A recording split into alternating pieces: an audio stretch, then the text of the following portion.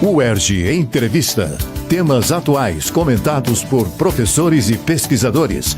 Um espaço para reflexão sobre o nosso dia a dia. Estamos quase chegando ao fim de mais um verão de altas temperaturas. E no UERJ Entrevista de hoje falaremos sobre aquecimento global. Para nos ajudar a refletir sobre esse assunto, convidamos o professor Heitor Evangelista da Silva, do Instituto de Biologia Roberto Alcântara Gomes, da UERJ. Professor Heitor é um dos coordenadores do projeto Criosfera, desenvolvido na Antártica. Bacharel em Física pela UERJ, mestre em Geofísica Espacial pelo Instituto Nacional de Pesquisas Espaciais e doutor em Ciências também pela UERJ, onde coordena o Laboratório de Radioecologia e Mudanças Globais, professor Heitor é pesquisador do CNPq, vinculado ao Programa Antártico Brasileiro há 32 anos. É também perito da ONU para assuntos de mudanças climáticas e tem experiência na área de geociências, com ênfase em paleoclimatologia e mudanças globais do clima. Eu sou Eneida Leão e este é o UERJ Entrevista. Professor Heitor, obrigada por aceitar nosso convite. Prazer é todo meu, estou à disposição. Professor, começamos 2019 com o Fórum Econômico Mundial realizado na Suíça, onde as questões ambientais e particularmente o aquecimento global tiveram destaque nos debates e na cobertura da mídia. O prazo de 12 anos para a redução dos gases estufa é uma realidade? O planeta está realmente mais quente? Durante várias décadas, vários céticos apresentaram propostas de que não havia aquecimento global. Eu acho que essa questão, até mesmo entre os céticos, já se transformou em uma realidade. Porque a questão é simplesmente você não mais especular, basta você olhar os dados. E esses dados, eles são dados que estão disponíveis em várias mídias diferentes, né? Então, desde bancos de dados de grandes universidades, institutos de pesquisas, centros de pesquisas climáticos no mundo inteiro, dados que são disponibilizados pela NASA por instituições governamentais e ONGs, todos os dados eles convergem para o fato de que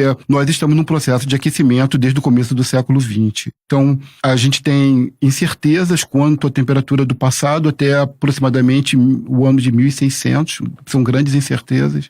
Entre 1600 e 1900, essas incertezas se tornaram menores, né? E depois de 1900 para cá, principalmente depois da criação da rede meteorológica mundial, né, uma rede internacional de estações meteorológicas que medem em tempo real a temperatura do planeta, isso iniciou no começo do século XX, a gente pode ter uma ideia mais precisa e com a menor margem de erro sobre a evolução da temperatura na Terra, né? E esses dados, eles mostram hoje que nesse período que a gente tem a monitoração da temperatura da Terra em uma ótima qualidade, digamos assim, que seria basicamente, pelo menos nesses últimos 1000 anos, que nós estamos num patamar que a gente ainda não tinha experimentado, né? A temperatura da Terra realmente ela está acima daquilo que a gente, de todos os registros históricos que nós temos. E o que vem causando esse aumento de temperatura? Nós temos, digamos assim, alguns parâmetros que a gente chama de parâmetros de primeira ordem, né? Que são os gases de efeito estufa, que é a variabilidade solar, né? Que também é um importante contribuinte para isso. A gente tem também as questões relacionadas ao albedo, que é a quantidade de radiação que é refletida de volta para o espaço, né? Então, os modelos climáticos eles incorporam vários desses parâmetros, né? O que inclui também as correntes oceânicas nesse processo, né? A quantidade de área verde, o volume de gelo sobre a superfície do planeta, tudo isso junto me dá a variabilidade da temperatura, né? Então, não é um fator que faz aumentar, às vezes é uma combinação de fatores que faz a temperatura atingir níveis maiores, né? Mas o grande fato é que você não consegue hoje simular os níveis de temperatura que nós medimos sem colocar nessa conta os gases de efeito estufa, né? Muita gente questiona se os gases de efeito estufa eles são realmente significativos nesse processo, né? Mas a grande verdade é se eu utilizar todos os parâmetros que somados contribuem para a temperatura na Terra, a quantidade de radiação que chega no planeta, o vulcanismo, os eventos de El Niño, as correntes oceânicas, o volume de gelo. Se eu somar todos esses parâmetros, eu não consigo reproduzir a curva de temperatura. Eu só consigo reproduzir essa curva de temperatura se eu somo nessa conta os gases de efeito estufa. E esse prazo para redução desses gases, esse prazo de 12 anos, como que se chega a essa conta aí? O que nós nos baseamos sempre é o quanto de temperatura a gente poderia aumentar, tirando como referência o pré-industrial. Por que isso? Porque o pré-industrial é o período no qual a atividade humana não impactava a atmosfera ou impactava de forma pouco significativa. Então, primeiramente, foi importante a gente estabelecer uma referência de aumento. Qual referência é essa? Referência é o que a gente chama de pré-industrial. Então, a gente sempre fala 0,5 grau acima do pré-industrial, 1 grau acima do pré-industrial, 1,5 acima do pré-industrial, porque eu estou tomando uma referência, um período relativamente próximo, que se você for contar a idade da Terra, né, a gente estaria no mesmo padrão do pré-industrial, mas o que nós estamos vendo hoje é que nós estamos chegando em algum limite perigosamente maior do que esse valor de referência. Inicialmente, essa referência ela foi adotada para um valor de 1,5 graus acima do pré-industrial. Só que esse valor de 1,5 graus, que se estava pensando nas edições anteriores do IPCC, foi literalmente abandonado. Porque para a gente conseguir esse 1,5 graus, nós teríamos... Desculpa, professor, IPCC, traduz para a gente o que é. IPCC é o órgão intergovernamental para mudanças climáticas. International Panel for Climate Change. Então, esse órgão que, na verdade, mobiliza toda a comunidade científica na área climática, né, estabeleceu esse valor. Né, e esse valor, agora, ele foi literalmente rompido, porque para que a gente chegasse até esse valor de 1,5 graus acima do pré-industrial, nós teríamos um determinado momento que fazia emissões negativas. Então, isso é absolutamente não factível. E nós estamos caminhando agora para um novo limite, que é o limite de 2 graus, que é um limite já que acende uma grande luz vermelha. E nós estamos hoje em que patamar? Nós estamos no patamar já chegando nesse ponto de 1,5, né? Nós vamos passar desse valor de 1,5, mas algumas projeções, dependendo dos cenários futuros, né, pode nos levar a um cenário de mais 2 graus ou alguns valores acima de 2 graus. Então, por isso que se busca essa redução de emissões de gases nesse prazo de 12 anos. Exatamente. Né? O objetivo é você manter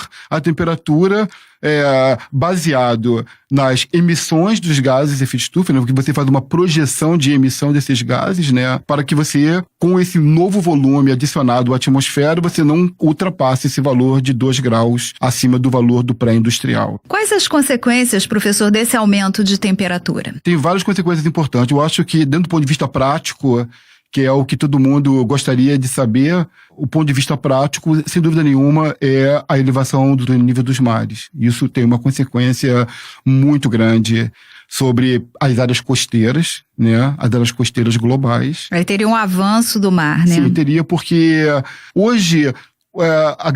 uma das grandes questões do aquecimento global... Olha, eu poderia citar várias causas. Aqui no Brasil, por exemplo, a gente pensa que está muito longe disso, mas não está. Pensa numa coisa, toda a nossa agricultura, ela vai ter que migrar para determinados lugares para se adaptar a novas condições climáticas, ou parte se extinguir, ou você modificar ela geneticamente de forma a poder cultivar em temperaturas mais elevadas, né? Então, tem um custo enorme para a sociedade isso, né? Porque nós, como um país agrícola, nós dependemos das questões climáticas, né? É impossível você planejar uma agricultura no médio prazo sem você pensar nas questões climáticas. Claro. Então, esse é um fato importante para o Brasil, porque envolve parte importante da nossa economia. Aproveitando que o senhor falou na questão da agricultura, qual é o impacto da agricultura e da pecuária para o aquecimento global? Porque a gente ouve falar muito sobre isso. E o senhor falou da questão industrial como uma referência, né? Não, sem dúvida nenhuma. A gente tem a questão... Na verdade, é a grande pressão que a agricultura faz sobre as áreas nativas, né? Então, em relação ao desmatamento. Ao desmatamento, né? Porque o Brasil, por exemplo, seria, dentro de um ranking de países emissores, nós estaríamos numa posição muito intermediária, se não fosse a questão dos desmatamentos e das queimadas, né? A gente estaria numa posição, seria um dos países, considerando as nossas dimensões e nossa população, seríamos um país que contribuiria pouco para o aquecimento global nesse ponto de vista. Mas a pressão que a nossa agricultura, a nossa pecuária faz em relação ao desmatamento e às queimadas nos coloca numa posição de destaque, digamos assim, negativo quanto à questão das emissões globais. Professor, no final do ano passado, os representantes de quase 200 países chegaram a um consenso sobre um conjunto de regras que detalha o Acordo de Paris, que foi firmado em 2015, não é mesmo? O que define esse acordo e o que ficou estabelecido nesse consenso? Aproveitando que a gente está falando sobre o Brasil, né? Qual foi o compromisso que nós assumimos? Nós assumimos um compromisso que nós não estamos cumprindo. Essa é a grande verdade. Na verdade, o Tratado de Paris, ele estabelece metas, né? É impossível a gente... De redução, né? Redução. É impossível a gente pensar nessas metas com os padrões de desmatamentos que a gente tem e também você pensar para as facilidades que nós estamos implementando quanto à exploração de petróleo, né? Então, dentro desse ponto de vista, se você somar todas as expectativas de emissões por causa da indústria do petróleo e por causa de um padrão de desmatamento e queimadas que nós praticamos anualmente, é praticamente uma total ilusão. Eu acho que a gente não vai cumprir o que a gente prometeu, simplesmente. Essa questão energética, ela também vem sendo apontada como um fator muito importante para a redução, né, dos gases estufa. Como é que o senhor avalia a matriz energética brasileira? Esse é um problema realmente muito grave. O Brasil, nas décadas passadas, tomou bastante benefício da energia hidrelétrica porque nós passamos bons períodos com um regime hídrico altamente favorável. O que acontece é que desde 2012, mas aproximadamente, talvez um pouco antes, nós entramos numa fase seca extremamente prolongada. Muito severa, né? Muito severa, e, na verdade, isso talvez tenha sido um impulso muito grande até para o desenvolvimento da energia alternativa. Apesar de ser uma coisa que está sendo globalmente implementado, nós já temos o sentimento de que isso é necessário para nós, né? Professor, indo agora para a área acadêmica, a pesquisa tem sido fundamental para que a gente possa entender essas mudanças climáticas. Como a UERJ tem participado? Como é que tem sido esse trabalho? Você pode explicar isso rapidamente para a gente, que o nosso tempo já está acabando? Sem dúvida nenhuma. A UERJ, ela tem vários programas ambientais ligados para as mudanças climáticas. A UERJ tem um programa bastante extenso na área de oceanografia, na área de ciências atmosféricas. Nós trabalhamos no Programa Antártico Brasileiro há 30 anos, há um tempo bastante. O Brasil esteve presente no Programa Antártico Brasileiro desde a primeira expedição antártica, através da professora Isabel Gurgel. E temos uma tradição da pesquisa antártica. Ela tem um link extremamente importante para tudo que ocorre climaticamente no hemisfério sul, não só dentro do ponto de vista do clima, mas também dentro do ponto de vista das correntes oceânicas. Então, é um local extremamente importante para se trabalhar. Nós temos programas de trabalho na Amazônia, onde a gente estuda o clima nos últimos 10 mil anos na Amazônia, com o objetivo de reconstruir essa climatologia e avaliar o impacto disso sobre os fluxos de água através do transporte de umidade para o sudeste do Brasil, por exemplo. Nós temos programas que estudam o clima do passado, utilizando conchas também no litoral do Brasil, corais, anéis de árvores, sedimentos e mangues. Então a UERJ tem uma belíssima contribuição para dar, tanto com as mudanças climáticas modernas, como também para o conhecimento do clima do passado, que é muito importante para que a gente entenda as tendências do que está acontecendo hoje. Sem dúvida alguma. Obrigada, professor. Foi uma honra tê-lo aqui no nosso programa. Disponha, é um prazer todo meu. No UERJ Entrevista de hoje, conversamos com o professor Heitor Evangelista da Silva sobre aquecimento global. Acompanhe nossa programação no site www.cte.erj.br/Rádio UERJ e siga a rádio no Facebook e no YouTube. UERJ Entrevista. Equipe técnica, Daniel Barros, Gleidson Augustos e Eduardo Sobral. Locução, Alfredo Fará. Produção, Rádio UERJ. Realização, Centro de Tecnologia Educacional, CTE SR3.